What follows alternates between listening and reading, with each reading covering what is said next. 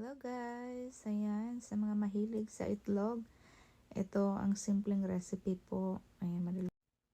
Ito, yan lang. Ayan, may nakita na ba kayong double egg yolk? Galing. So, ayan, hinati at nilagyan. Tinanggal ko na yung egg yolks. Diyan guys. Tapos, ayan na yung itsura.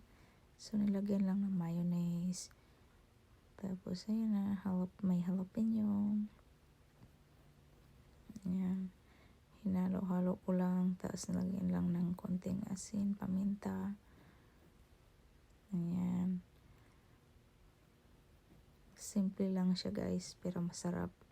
Ayan yung trick. Para mas magandang tingnan. Hindi makalat. Ayan, kahit isang kamay lang pwede na. So, yan na. Tapos, yung chili powder or kahit anong spice na gusto nyong ilagay sa ibabaw. Napakasarap guys. Maganda yan lalo sa mga nagda-diet. Yan lang. So, yan lang kinakain ko pang umaga, tanghali. Ayan.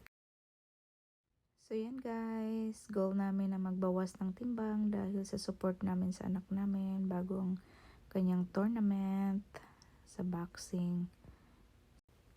Masustansya. Diba? Mukhang sarap. Kayo na rin ang ng lasa kung gusto nyo ibang ilagyan pa ng ibang seasoning. Pwede rin. Ayan. Thank you for watching.